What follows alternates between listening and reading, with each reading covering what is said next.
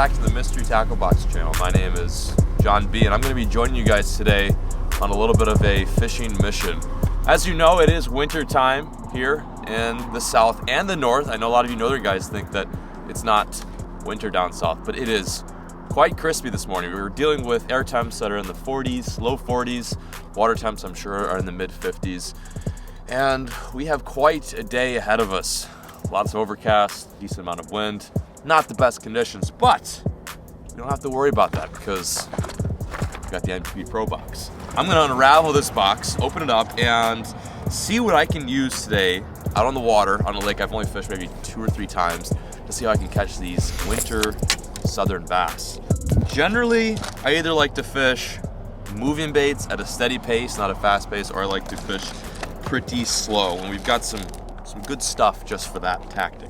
Got some beavers, which I'm definitely gonna tie on. We got some craws, which work really good this time of year. This is the Carl's Amazing Baits Hoss Craw in blue craw color. I like it. Got some lipless crankbaits, an amazing fall staple year round, but especially for fall. We got a little square bill crankbait and underspin along with some Neko. Let's just, you know what? Let's just get after it. I'd love to go over the box, but I'm itching to catch a fish.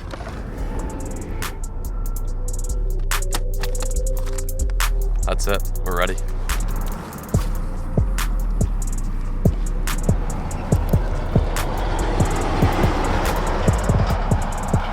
First spot I chose to fish is the dam. It's a pretty good starting point for any lake, especially if you don't know much about the lake you're fishing. Dams generally are going to be the deepest spots in a lake. Most dams are going to have some sort of structure or rock keeping that water from obviously pushing over the edge. So that's what I'm beginning my day with. There's a lot of rocks in this dam, tons of brush. We're working with, you know, kind of interesting conditions because this lake just probably a few weeks ago was like up to here, like it was that high. So these fish are probably a little bit confused. Doesn't mean we can't figure them out today.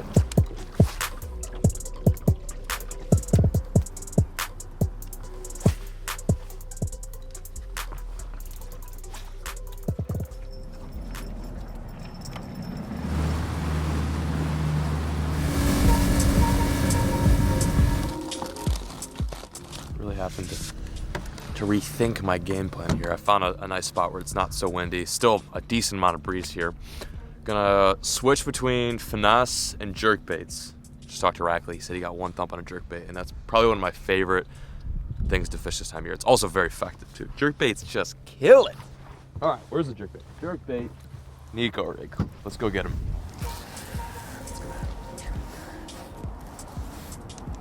Bound to happen. Nice. Okay. Piece number 1 to the puzzle. Here we are. Never ever do I take a catch for granted. This is a sign, and it's telling me that these fish aren't as deactivated as I thought that they were. I thought I was gonna have to fish super slow today. I thought I was gonna have to like creep a wobblehead, a little creature bait on the bottom just to get a bite. But this little guy came on a jerkbait. Nice little. What is that, 4-pounder?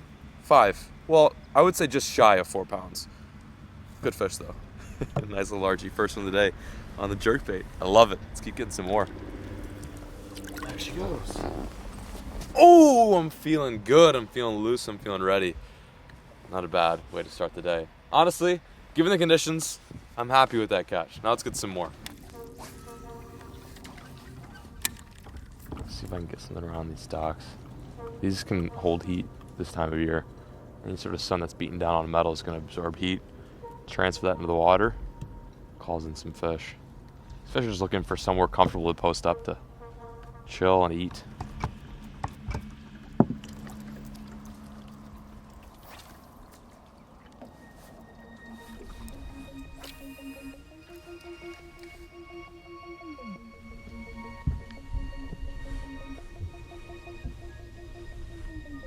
There's another one. Got him. Another one. A little bit smaller than that last one, but it's still a fish. Nice, nice, nice, nice, nice. Whew. Oh yeah, there we go.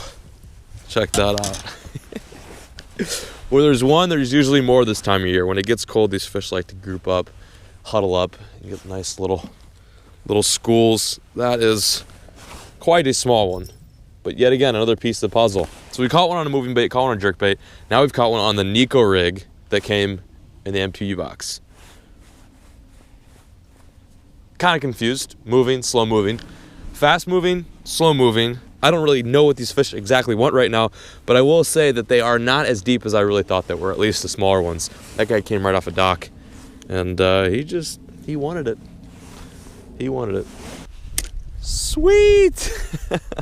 All right, I like this. We're moving in the right direction here. At least we're getting bites. It may be cold out here, but we're prevailing. Back you go. Cool, lucky we're doing it. We're making it happen. I didn't really mention this in the beginning of today's video. I picked some baits other than Neko rig, but I thought with it being cold, they may want something super slow, and it's one of my favorite, all-time favorite techniques for a cold water bite, whether it be up north or down south. So, luckily, Mystery Tackle Box provided us with the necessary tools to make this happen. You need three things, one of which, finesse hook. This one right here is Katana hooks, Neko hooks, specifically made for Neko fishing. And then you need a nail weight. A nail weight is essentially a weight with a pointed end and a flat bottom that you can stick into the worm or whatever you want to Neko rig. You can Neko rig anything, like a swim bait, a crawl, it doesn't matter. I prefer Neko rigging worms. And the last thing you're gonna need is your worm. I like a 6-inch finesse worm. This right here is a Jerkbait Slim Shake. I've just nipped the head off a little bit so it's flat. And I'm going to take these lead nail weights from Carl's. And I'm gonna just jam it right in there. Look at that. Boom, jamming into the worm. Weight has been jammed. And I try to hide that weight as much as possible so you can't even see it. It's not even there anymore. But what you're doing there is you're making one end of the worm heavier than the other. So this nose end, the bigger end, the head, is going to sink down to the bottom while the tail sticks up. And then you take your finesse hook right here, and some guys like to go like right smack dab in the middle as if you were whacker worming. I like to go a little bit farther down, closer to the weight, and you slide it through like that. Worms with a flat bottom are ideal for this technique just because it makes the rigging easier. And you're set. The gear, 7-foot rod, medium light, 8-pound test. Not the Texas setup, but I grew up in Northern Illinois where this is the staple, so I'm just trying it out here, and it worked. We could find some big fish with this, so we're gonna keep trucking. That guy came on a dock. We got plenty more docks to fish. Let's make it happen. Neko rig, thank you.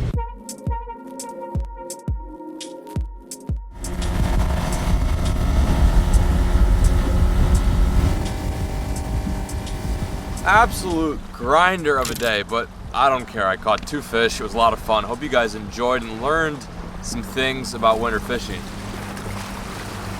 Hey, partner. Rackley and I went out here, picked apart this lake for the first time in the winter season, and I felt like we did pretty decent. Just remember, this time of year, fish can be tough. Don't be discouraged if you can't get a bite on your first or second attempt to fish a lake where the water's cold and the fish are finicky. Just know that big fish eat in the wintertime. Vary your techniques. Fish slow. If fishing slow doesn't work, then try doing a technique like the jerkbait. Erratic twitches with a bunch of different pauses. That should get the job done. Thank you guys so much for watching today's video. Be sure to subscribe to the Mystery Tackle Box and check out how you can subscribe to a monthly subscription right here. Link in the description. Thanks for joining me on today's fishing mission. I really appreciate it. I'm peacing out. Good fishing to you guys. Peace.